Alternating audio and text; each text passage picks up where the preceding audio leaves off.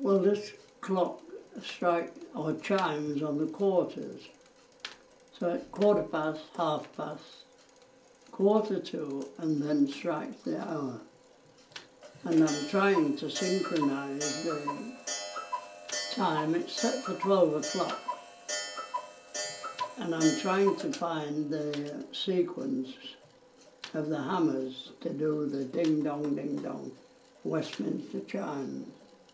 Well, what I'm trying to do is to synchronise the hammers for the 1/4 past, 1/2 past, 1/4 to, and on the hour, and then it will strike the hour. So I'll just show you what happens now. I'm sure it's in the wrong sequence. So it's prime now and chiming. So it's chiming the full chime, which is ding dong, ding dong, ding dong, ding dong, ding dong, ding dong, ding dong, ding dong. That's 4 times, and now it's striking the hour. But it's going to be quite a job to adjust, really, and without a lot of messing about. I might. No.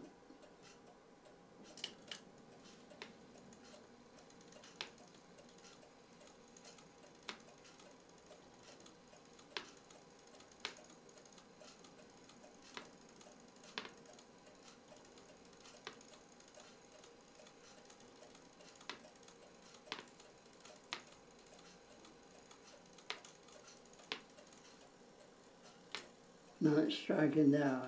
2, 3, 4, 5, 6. So it's 6 o'clock. Now if I take the minute hand to 1/4 past, it should prime. So it's priming now, and then go a little further. And it isn't. So I'll try it for 1/2 past. No, it isn't tripping. Try it for 1/4 to. It's not tripping. So it's back on the hour now. It tripped there. No. So it's not tripping. So it's going to be quite a job.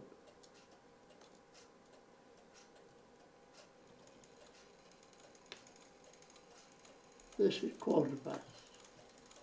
Should be. No, striking the hour. So it's really going to be quite a job to put right. No.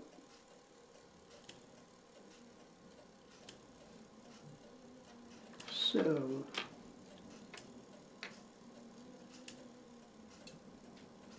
it means tensioning a little spring around this side.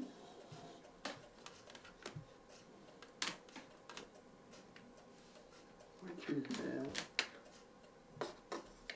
And it needs bending very slightly. Now let's try again.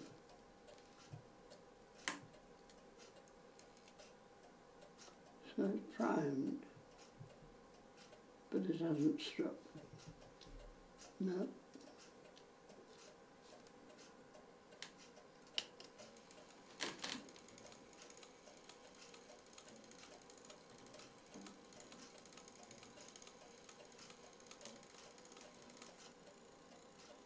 Back on the hour now, and it's striking the hour at 1/4 past, so start again, I'm afraid.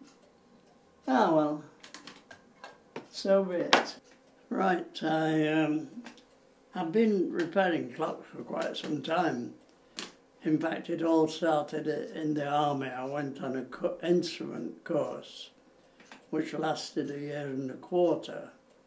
And during that time, I learnt how to repair rangefinders, predictors, scrambling machines, the Enigma code. I could repair any instrument that you could put before me, and I had all the tools to be able to do it. So I'm now 99 next month. I don't know how I've managed that, but I think it's because I keep my mind active.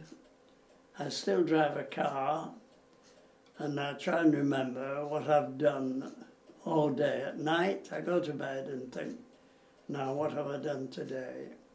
And if I can't remember what I've had for my breakfast, I'm slipping. So, as I say, I've been repairing clocks now since I retired from process engraving. That's colour printing, letterpress. So I retired 30-odd years ago, and since then I've been repairing watches, but I'm finding that difficult now because my eyes are going.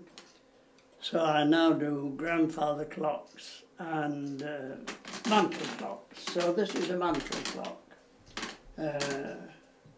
But I like doing grandfather clocks, and I've got a stand at the back of me here in which I just bring the movement and the weights and the pendulum, and I can set the clock up on this stand and work it for weeks and find out all the faults, and that's how it goes.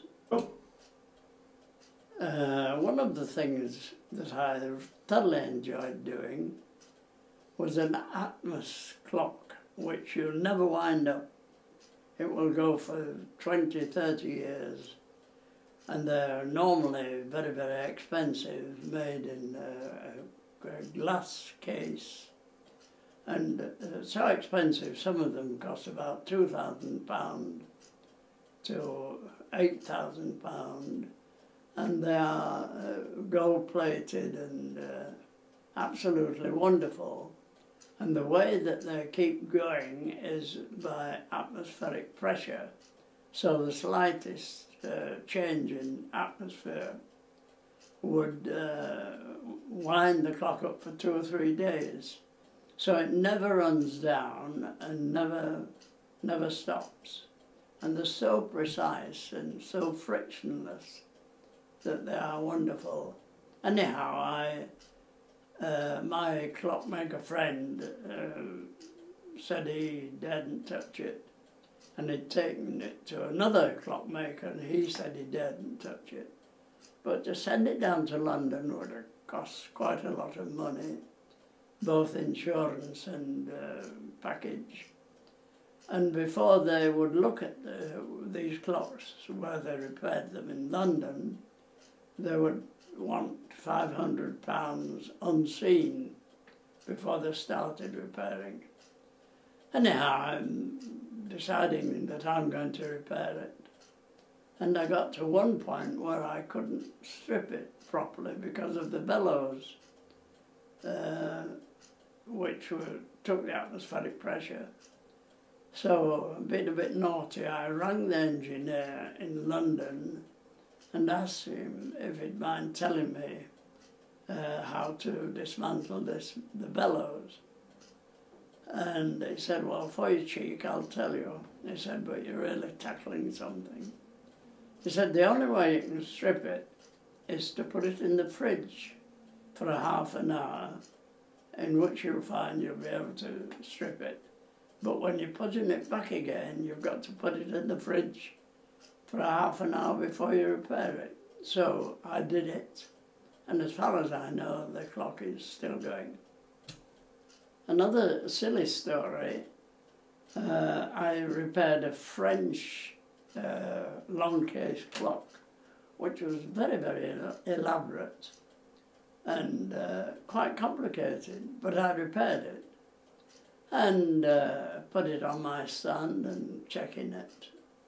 And it got to the first strike, and it struck 3 o'clock. And then there was about a minute's pause and it struck 3 o'clock again. And I thought, that's funny. There's something jamming somewhere. I've made a mistake in assembling it. So I stripped it again and put it back again, put it back on the stand, and tried it again, and it's still on the hour, on every hour, struck the hour twice. And I thought, I've done something wrong. Anyhow, I began to look it up in a clock book of mine, and I found that French country clocks belonging to farmers who'd had a drop of wine or two used to nod off at lunchtime. And these clocks were purposely made to strike twice to wake the farmer up. And then I spoke to the fellow living in France, and he said, all the country clocks strike the hour twice. So there you are, that's another silly story. The first cuckoo clock that I repaired, nobody likes doing them, but I had a go at this clock and got it going perfectly until it got to the strike. And instead of striking and the little bird coming out and saying cuckoo, it went oo-cook, oo-cook, oo-cook. And I thought, well, but I'd wired the bellows the wrong way around, which was a silly mistake, but there you go.